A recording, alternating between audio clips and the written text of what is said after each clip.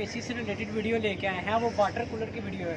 दोस्तों इस वीडियो में हम आपको दिखाएंगे ये वाटर कूलर जो पीने के लिए पानी इस्तेमाल करते हैं वो किस तरीके से ठंडा करता है और इसमें जो मेन पार्ट्स हैं वो कौन कौन से होते हैं। तो सबसे पहले मैं आपको बता दूँ, इसमें सिंपल रेफ्रिजरेशन का साइकिल इस्तेमाल किया जाता है, जिसमें कंप्रेसर, कंडेंसर, उसके बाद कैपिलरी ट्यूब और वेपोरेटर होता है। वेपोरेटर हमारा जो वाटर कूलर जो स्टोरेज है उसके इर्द गिर्द होता है। तो दोस्तों इसमें जो ज़्यादातर प्रॉब्लम आती है, इसमें वाटर कूलर का जो टैंक है, वाटर स्टोरेज टैंक है वो लीक हो जाता है। उसके अलावा इसमें जो गैस वगैरह की लीकेज हो जाती है। तो दोस्तों चलिए आज वीडियो स्टार्ट करते हैं, और वीडियो देखने से पहले हमारे चैनल को सब्सक्राइब कर लें और बेल आइकन के बटन को लाजमी प्रेस करें ताकि आने वाली वीडियो आपको नोटिफिकेशन में मिल जाए। HVAC टेक्नोलॉजी चैनल को सब्सक्राइब कीजिए और बेल आइकन के बटन को लाजमी प्रेस करें ताकि आने वाली वीडियो आपको नोटिफिकेशन में मिल जाए।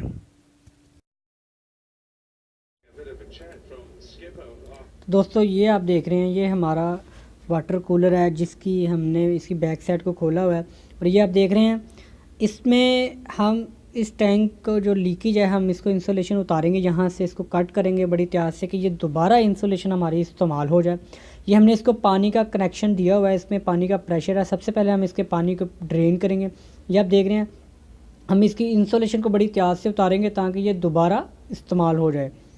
तो उसके बाद हम आपको दिखाएंगे इसकी लीकेज कहाँ पे है और उसको हम रिपेयर किस तरीके से कर सकते हैं। ये आप देख रहे हैं, यहाँ से इसका पानी लीक हो रहा है। तो मैं अभी आपको इसकी इंसुलेशन वगैरह उतारते हैं, इसको उतार के उसके बाद आपको दिखाएंगे कि इसकी लीकेज को हम किस तरीके से रोक सकते हैं। अगर तो माइनर पिन होल होगा तो ये रुक जाएगी, वरना की लीकेज। ये इसका कंप्रेसर है दोस्तों, यहाँ से ये रेफ्रिजरेंट को प्रेस करेगा, ये पंखा रेफ्रिजरेंट को ठंडा करेगा।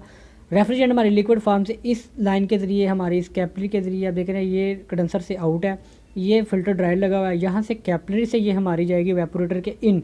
वेपोरेटर इसका जस्ट कॉइल होती है जो हमारे वाटर टैंक के इर्द गिर्द लिपटा होता है, जो इसकी कॉइल वेपोरेटर की, तो वो ठंडा हो जाएगी। वो कॉइल ठंडी होने की वजह से वो हमारे जो पानी को भी ठंडा कर देगा। इन टैप्स के ज़रिए जो पानी होगा वो हम टैप से हासिल कर लेंगे ठंडा पानी।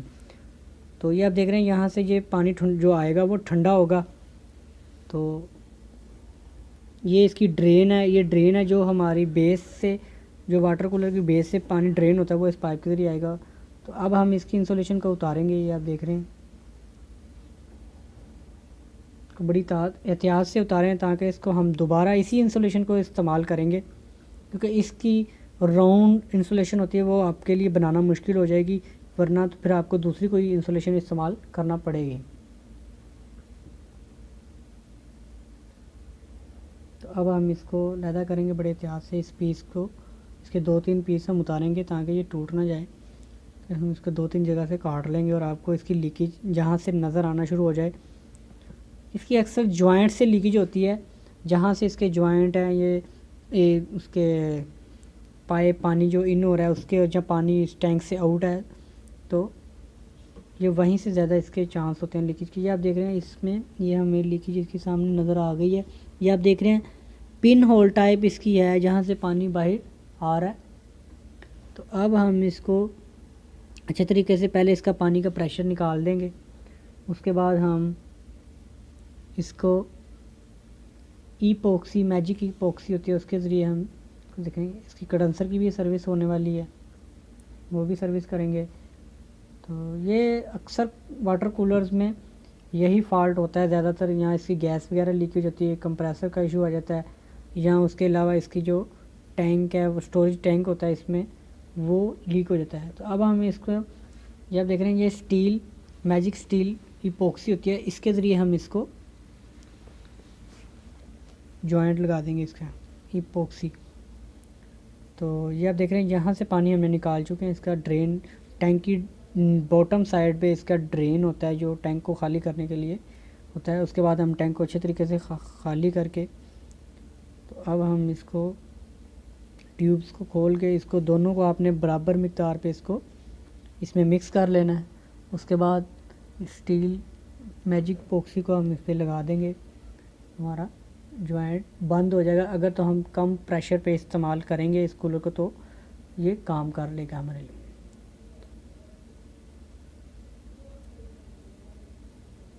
अब हम इसको मिक्स करेंगे अच्छे तरीके से।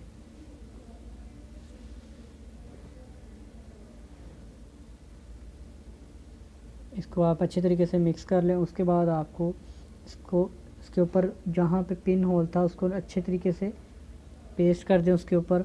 और ये इसको मिनिमम आपने एक दिन के लिए 24 आवर्स इसको आप लगा के रखेंगे, फिर ये खुश्क होगी। 24 आवर आपने इसको लगा कर छोड़ देना। उसके बाद आपने इसको चेक करना है, इसको प्रेशर दे के इसको आपने अच्छे तरीके से हाथ से लगा लें तो अच्छा है। अच्छे तरीके से इसके लगा के आपने इसको छोड़ देना। तो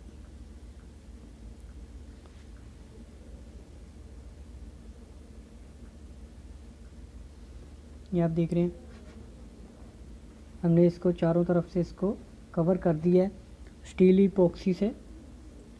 तो ये है हमारी कॉइल जो रेफ्रिजरेंट टैंक के इर्द गिर्द लिपटी होती है, और जिस वजह से ये रेफ्रिजरेंट यहाँ से गुजरेगी, सक्शन लाइन समझ लें इसको, यहाँ ये वेपोरेटर की कॉइल ही है। तो पानी ठंडा हो जाएगा। अगर हम इस लाइन के ज़रिए टैंक में पानी आएगा और ये हमारा ऊपर यहाँ से पानी आना शुरू हो जाएगा। ये इसकी कैपिलरी सेंसर है का, जो पानी को अगर ठंडा कर देगा तो ये हमारे कंप्रेसर को ट्रिप करवा देगा। थर्मोस्टेट का ये सेंसर लगा हुआ है इस कॉइल के साथ, वाटर टैंक के साथ। ये आप देखेंगे ये थर्मोस्टेट लगी हुई है जो हमारे कंप्रेसर को ट्रिप कराती है। इसकी एडजस्टमेंट भी होती है आपको कितना पानी ठंडा करना है।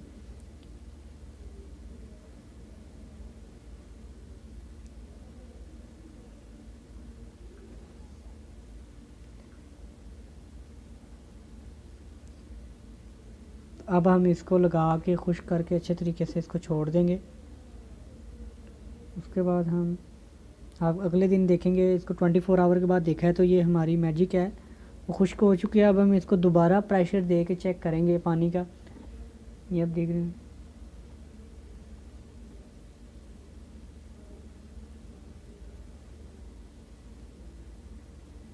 आपने इसको दोबारा पानी के प्रेशर को कनेक्ट किया है तो ये हमारी जो लीकेज है वो ठीक है, पानी की लीकेज नहीं हो रही। तो अब हम इसको दोबारा पानी के प्रेशर को ड्रेन कर देंगे नीचे से, नीचे वाली नोज़ल को खोल के डट प्लग को। तो ये आप देख रहे हैं इसमें पानी का अच्छा खासा प्रेशर है। ये हम दोनों टैप्स में से देखेंगे तो ये पानी का प्रेशर, ये आप देख रहे हैं पानी का प्रेशर है। ये पानी जो होगा वो ठंडा होगा। ये जो वेपोरेटर का टैंक है वहाँ से हासिल किया जाता है एसएस का। इसमें से आपने एयर भी साथ साथ निकालना है। जब आपने प्रेशर देना तो इसको टैब को प्रेस करके रखना है ताकि इसमें जो टैंक में एयर का प्रेशर है वो निकलता जाए और पानी इसमें भरता जाए। उसके बाद ये जाली है, यहाँ से इसकी ये ड्रेन की लाइन है, इसको भी आपने ड्रेन में लगाना अच्छे तरीके से अगर ये किसी ओपन जगह पे पड़ा हुआ है तो। अब हम इसकी दोबारा इंसुलेशन को अच्छे तरीके से उसी तरीके से लगा देंगे जैसे हमने इसको उतारा था।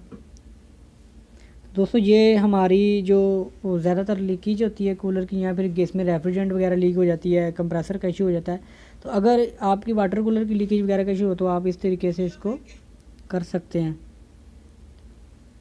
इसको रिपेयर।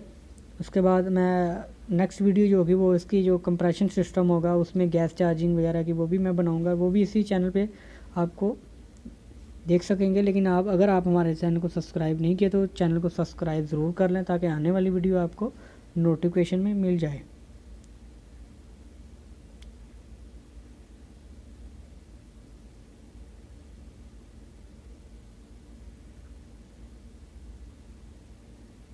अब हम इसको पानी के प्रेशर को निकाल देंगे इसमें से, जो हमने इसमें से पानी का प्रेशर दिया था,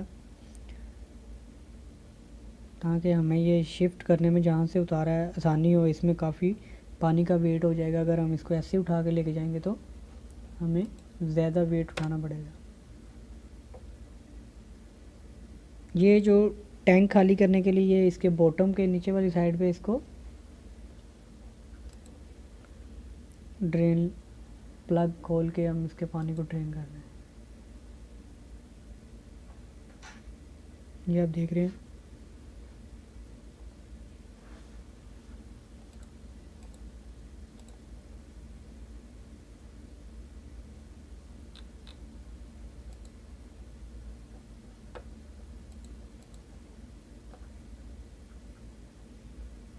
तो दोस्तों इस तरीके से इसको रिपेयर करते हैं।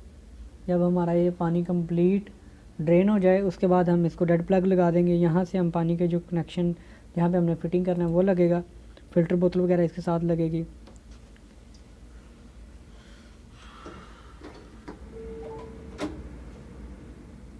ये जो टैंक की आउटलेट है, ये टैप की आउटलेट है, इसमें भी लीकेज काफ़ी हो जाती है। ये जहाँ पे जोड़ वगैरह इसके जॉइंट है तो ये वहाँ पर भी लीकेज हो जाती है।